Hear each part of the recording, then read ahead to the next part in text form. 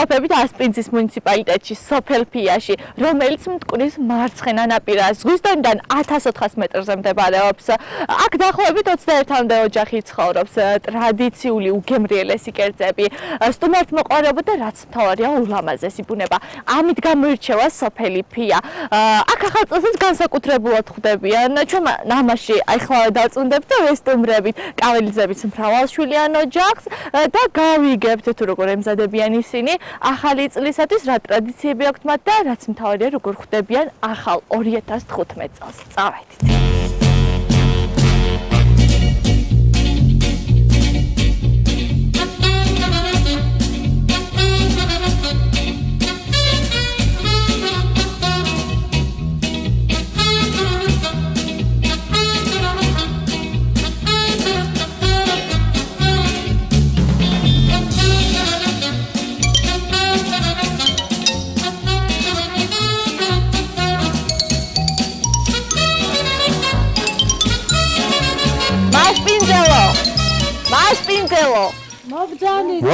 მოგძადი. მოდი ნინო, მოდი. გამარჯობა. გამარჯობათ, გენაცვალე ნინო შენ. როგორ ხარ? მადლობ, ძალიან კარგად ვარ, კარგად. ოღონდ შეკრები ხართ ახალი წლისთვის ემზადებ. ძალიან გაგვახარეთ თქვენი მოგძანები, თქვენ გენაცვალეთ პარმენ პაპა. მოდი ნინო, მოდი. პარმენ პაპა, როგორ გამოპრანჭულხარ? ახალ წელმა ასე იცი, ჩემარი უნდა გამოიფრანჭოს, სხვა საშუალება არ აქვს. განწყობა გაქვთ უკვე. ძალიან კაი განწყობა. ოჯახის წევრი ერთად შეიკრიბ. მზადება უკვე მიდის, ხო, რაღაცა ფუსფუსი იგრძნობა. რას აკეთებთ ახლა? რას ვაკეთებ და ვემზადებით ახალი წლისათვის, გაიგე, ამის საშუალება ჩვენ გვაქვს. ღორს დავკლავთ, ქათმები ყვანს დავკლავთ, გაიგე? მეზობლები გადმოიპატიჟებთ. რა თქმა უნდა, მეზობლები კი გადმოპატიჟებულები არიან, აქ ბრძანდებიან და ეხლა მაგ საქმეს შეუდგებიან ღორის დაკლას. მაშინ შეუდგეთ ახლა ღორის დაკლას. შეუდგეთ, შენ გენაცვალე, შეუდგეთ.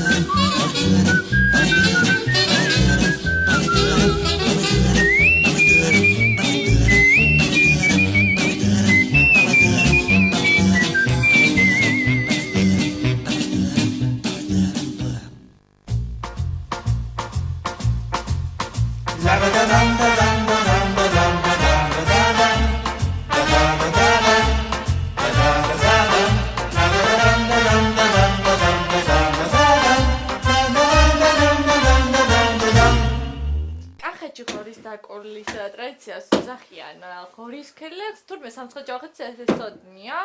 ბატონმა პატამ გითხრა რომ აქაც ღორისქელეხია და იცით როგორ ეუბნევიან კახეთში ღმერთმა ასეთი ქელეხები გიმრავლოთო. მოდი ჩვენც გვიმრავლოს ასეთი ქელეხები ღმერთმა. ისე თქვენს ოჯახში არ დაიკვლება ღორი, მეზობლები რომ არ დაუძახოთ. ხო და მეზობლები აუცილებლად არის საჭირო. ხო და ტრადიციულად ყოველთვის ვკლავთ ეს დეკემბრის ბოლოს. ეს ჩვენი თქვენ ტრადიციულია წლის შემოსავალით როგორ ესე იტყვიან. შეჯამება ხდება ამით. ამით თავდება რა, იტყვიან ყველაფერი. ღორი დაკვეთ. ეხა ხორცს ვამუშავებთ და უნდა ავაცვათ შამფურებზე. კი, შამფურებზე და ხაშლამას გავაკეთებთ რა.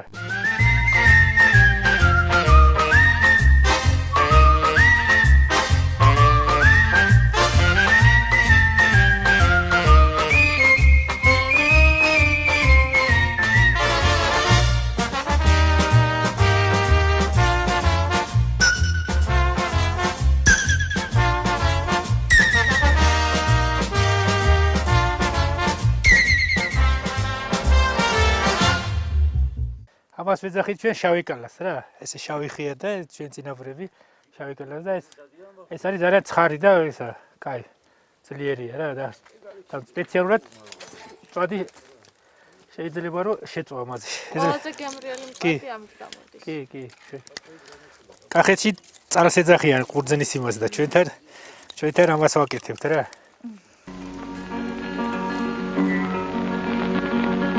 მიყვარს და მიყვარს ჭამა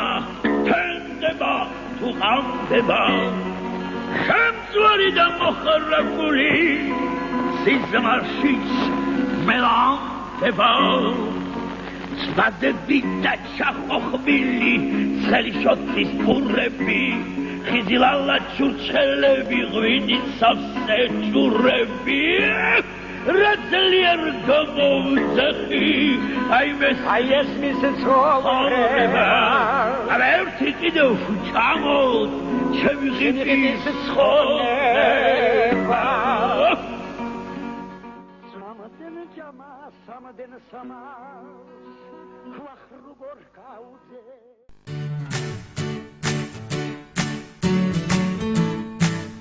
Preview.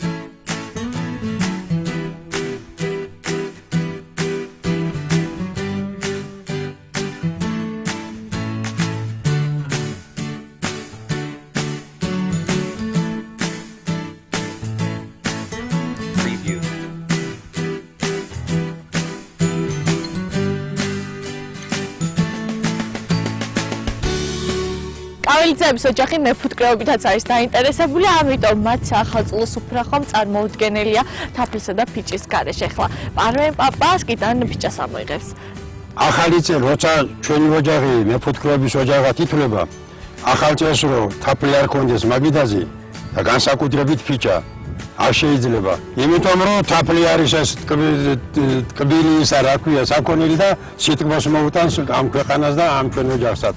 რამდენი წელია რაც მეფუტკრეობას მისდევ? რამდენი წელია სანამ ამოვიღენდი ამ ფიჭასა, გეტყვი რამდენი წელი არის. პაპა ჩემს რო ჩემი ბაბო მოუყვანია ცოლად. ეს არის დაახლოებით 1900 წელი, გაიგე? და მზითებში მოჰყოლია ორი ძირი ფუტკარი. საუკუნეა. ერთი საუკუნე და 15 წელია რაც ჩვენ ოჯახს ფუტკარი ხავს და ჩვენი შემოსავალი ძირითადად მეფუტკრეობიდან არის, ჩვენი ოჯახის შემოსავალი, გაიგე? ისე ყოველს არ შეუძლია რომ მეფუტკრე იყოს, ხო რაღაცა სხვანაირი სიყვარული უნდა გქონდეს ამ საკითხს. რა ვიცი, ახლა მე რო პატარა ვიყავი, პაპა ჩემი საერთოდ მასწავლიდა რომ მეფუტკრეობას მასწავლიდა, გაიგე? და მე დაინტერესებული ვიყავი რომ სანამ მე მეთქი ცოცხალი ვიქნები, იქამდე ფუტკარი უნდა შევინარჩუნო და მე ალბათ ჩემი შვილების გაგრძელებენ ამ მეფუტკრეობას. ეხლა ჩემო ნინო ამოიღოთ ისკიდან დარჩო მაგიდაზე დავჭრათ და მივირთვათ. ფუტკარი არეულა ბიჭო. შენ ცოტა ინოჯა. მე მეშინია. ცოტა შორდადეკ პაპა. შორდადეკ მე ამოიღე.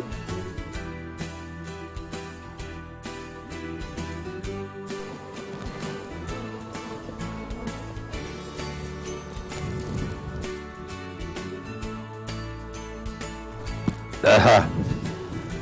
წელამდელი წელი ჩემო ნინო ძალიან კარგი წელი იყო.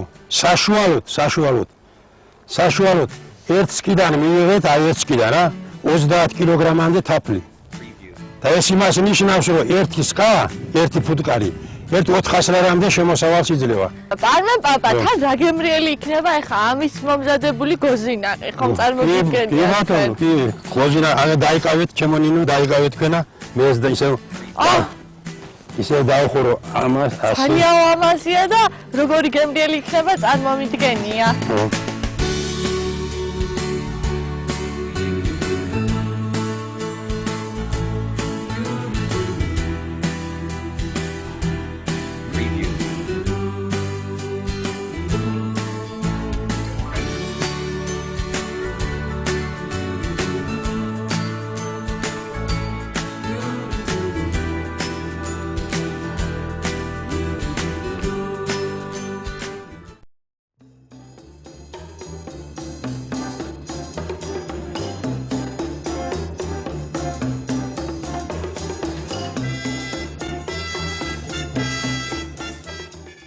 მოდით ახლა შევხედოთ და გავიგოთ თუ რა ხდება სამზარეულოში და რა საქმიანობს ოჯახის დიასახლისი ცირაზაზაძე.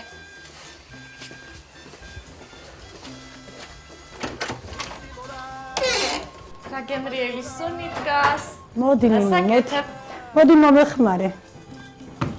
ჩვენ ვაკეთებთ ახლა წმინდა ბასილას პურს. ბასილას პურს? რა არის ეს ბასილას პური? ეს ბასილას პური ბებიაჩემისგან, უმფროსებისგან მახსოვს, ბებია აცხობდა ხოლმე გიცხობდა, ჩვენ ოჯახში ყოველთვის ტრადიცია იყო. უნდა გავეკეთებინა ბასილას პური. და საპატიო სუფრაზე უნდა დაგვედო ახალ წელს, ტკბილეულთან, სანთლებთან ერთად. ანუ ცომს ჩვეულებრივად ვზელთ? კი, ჩვეულებრივ, აი ფორმას მივცემთ, ჩვეულებრივ ცომს მოვზელთ, აგერ გვაქვს ცომი მოზელილი.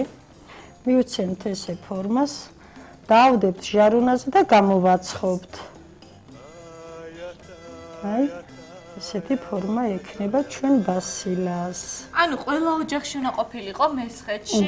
კი, ეს ტრადიცია იყო, რომ უნდა ყოფილიყო ყველა ოჯახში აბსოლუტურად ყველგან. თქვენ ვინ გასწავლოთ ამის მომზადება? ეს ბებია ჩემისგან ვიცი მახსოვს, რომ ყოველთვის ჩვენ ბავშვები ვიყავით და აი, მოდით მომეხმარეთ ბავშვი. მოდი მე. თქვენც მომეხმარეთ. აი, დავიხმაროთ. აუცილებლად უნდა გამოეცხო. ხორბლისგან ვუკეთებთ თვალებს. აბა, აუცილებლად ხორბლისგან, არანაირი ნახშირი და რაღაცა ამას არ უნდა.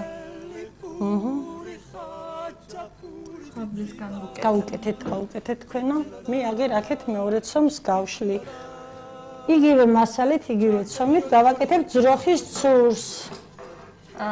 ეს ძროხის ცურიც რას ნიშნავს, რომ აი რაც ბასილას აქვს ძალა, წმინდა ბასილას იგივე ძროხის ცურსაც ოჯახში ქონების შემოტანა და ბარაქის შემოტანა იცის. ანუ ეს ჩვენი პური რომ გამოცხება, მე საპატიო ადგილას უნდა თავად. მაგიდაზე საპატიო ადგილას უნდა დავაბრძანოთ სანთლებთან ერთად და რა ვიცი, ამაზე უკეთესი სუფრაზე არაფერი არ გვექნება ალბათ. სანთელს რაც ანთებენ მგონი ბასილას პურზე. კი, აუცილებლად. აუცილებლად უნდა ცხვირი უნდა გავუკეთოთ? ცხვირიც. ადამიანის ჩვეულებრივი ბასილას ფორმა უნდა მივცეთ. აბა მე ჩავაბრძანოთ. ფრთხილად. აბა.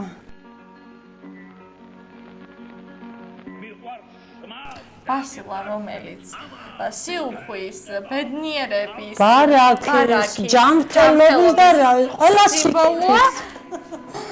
ეს უნდა იყოს ყველა ოჯახში. საქართველოში ერთ-ერთი ტრადიციული კვერია ასევე ბეთის პური, რომელიც ყველა ოჯახში ცხება. დღეს კაველიძეების ოჯახშიც გავაკეთებთ ამ პურს და თუ როგორ მზადდება, ამას ოჯახის დიასახლისი აგვიხსნის. როგორ მზადდება? აი იგივე ცომით. როგორც ბასილას პურს ვაკეთებთ. პური. ვაკეთებთ. სიმბოლურად ვდებთ.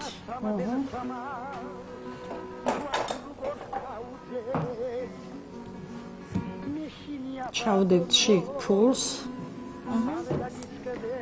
20 თეთრიანია. ისე უნდა ჩავდოთ, რომ გაჭრის დროს არ გამოჩნდეს. ამ პურს რომ გამოვაცხობთ, მე უნდა დავჭრათ, ხო? ამ პურს. რომელ რიცხვში ვჭრით? მე მგონი ახალწელს ავჭრით. ეს ბედობას უნდა დაიჭრეს ტრადიციულად. ბედობას დავჭრით, ყველა ოჯახის წევრს დავურიგებ? არა. პირველს ვახსენებთ ღმერთს. პირველი ნაჭერი არის ღმერთის. მეორე არის სტუმრის, ჩემი მეგის. მერე ოჯახის უმფროსიდან იწყება და ბოლოს ნიკამდის. ბოლო ნაჭერი ნიკას უნდა შეხვდეს. თვითონ იღებენ თუ უკვე განაწილებულია და ეს მე უნდა დავიჭრა. აი ამას ახლა შევსვავთ დუხუნკაში.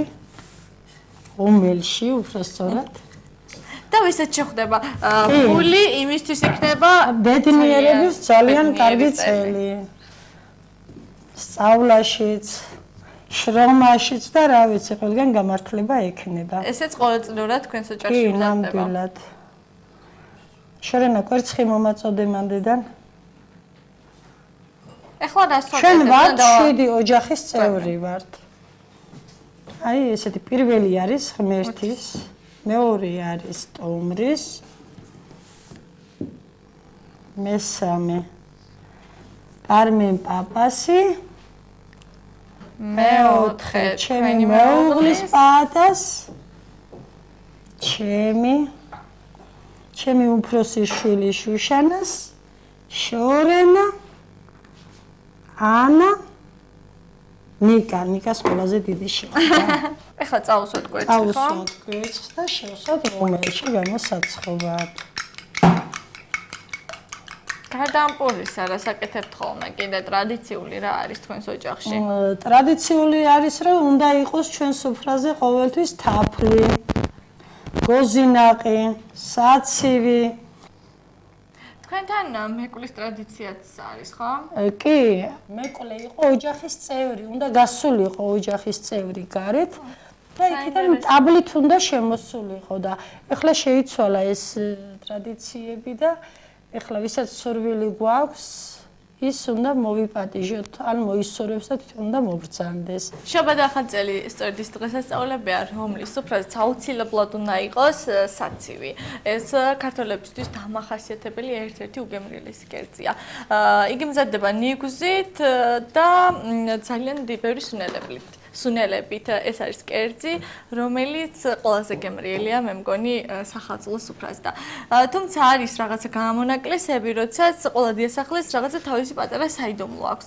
არც თქვენ იქნებით გამონაკლისი დარწმუნებული ვარ და გეცოდინებათ რაღაცა ნიუანსი, რომელიც თქვენს კერძს ყველაზე გემრიელს ხდის. რაც მთავარია სახლში, სოფელში გაზრდილი დედალი. მოხარშული დედლის ბულიონი. დედალი უკვე დავჭარით ჩვენ.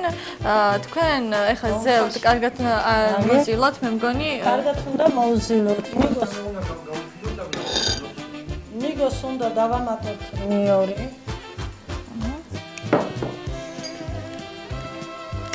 სუნელები.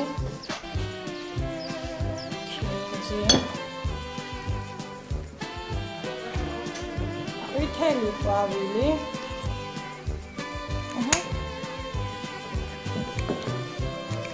ჩინჯი.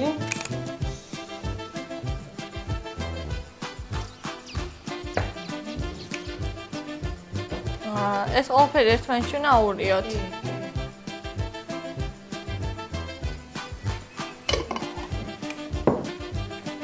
იმდენი უნდა ვზილოთ მიგოზე. მიგოს თავისი ზეთან და გამოვადინოთ. ეს არის ცოტა ქათმის ბულიონი. ქათმის ბულიონი უნდა გავუკეთოთ ბაზილაში. რომ ზეთი ადვილად გამოვიღოთ. იმდენი უნდა ვზილოთ, რომ უნდა გამოვიდეს ზეთი. აგერ მე ეს დავჭერი. მე მგონი საკმარისია. დიდი მადლობა. ოჩაღი გოგო, ოჩაღი ძალიან. მე მგონი საკმარისია ხო ეს პორცი? პატარა ნაწილებად უნდა დავჭრათ თუ ნიშნულობა არ აქვს გემოვნების ამბავია? ბარკალი რაც მთავარია, ბარკალი რა ზომისაც არის, ესე უნდა იყოს. ისე ინდაურით აკეთებენ ხოლმე საცივს თუ ნიშნულობა არ აქვს? მაგრამ რა ვიცი ჩვენ კუთხეში ახლა ჩვენ ქათამს ვამჯობინებთ. ვისაც ინდაური ყავს, შეუძლია ინდაურს რა. ხო, თუმცა ეს სავალდებულო არა.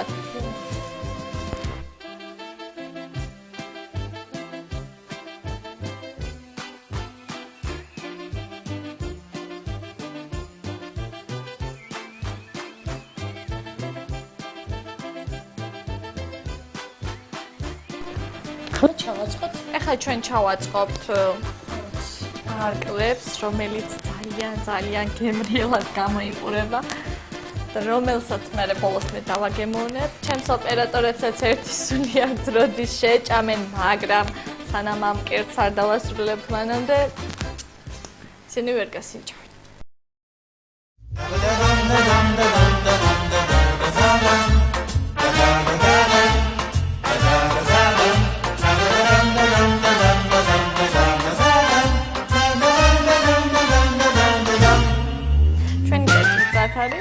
დავასრულებ. ეხლა ჩვენ გადავინაცვლოთ სუფრაზე და ოჯახის მთელი ყველა ოჯახის წევრი ერთად შეიკრიბება და აღნიშნავს ახალი წლის მოხდენას.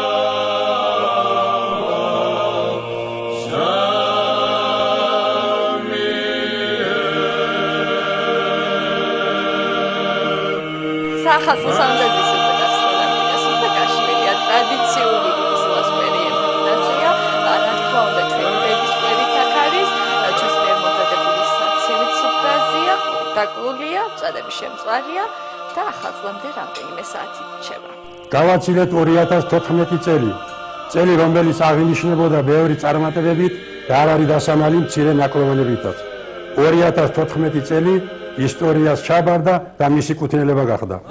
რამდენიმე წუთი და შემოგზანდება ახალი 2015 წელი. მესხეთიდან, ვარძიის მიდამოებიდან, გულითა და სულით ულოცავს საქართველოს ახალი წლის შემოგზანებას, მრავალს დაესწრო ჩვენი ქვეყანა და უსურვებს შემდეგ საქართველოს გაერთიანებას, აქ ხაზუსვან გაერთიანებას, გამრავლებას და მშვიდობას, ჯანმრთელობასა და ყველა ოჯახის ეკონომიურად გაძლიერებასა და გამდიდრებას. ასეთი ნათქვამია ადამიანი მომავლის იმედით ცხოვრობსო. ამიტომ ჩვენც უნდა ვიქონიოთ იმედი იმისა, რომ რაც ჩვენ დავაკლო 2014 წელმა და გასულ წლებმა იმას სისრულეში მოიყვანს და შეავსებს 2015 წელი. ერთხელ კიდევ გილოცავთ 80 წლის მოხუცი პარმენ ყაველიძე.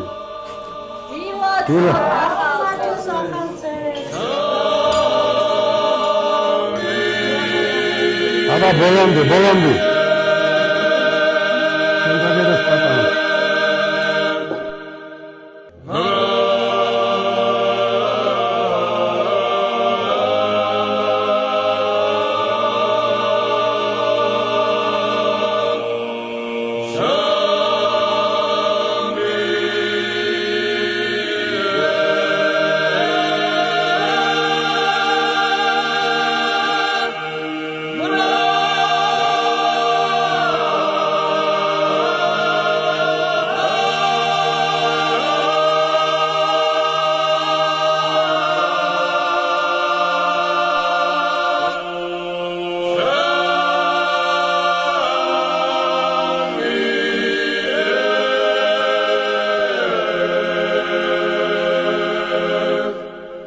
ჩემი სტუმრობა დასრულდა მე ვარ ნინო ბერიძე და ვიყავი სოფელ ფიაში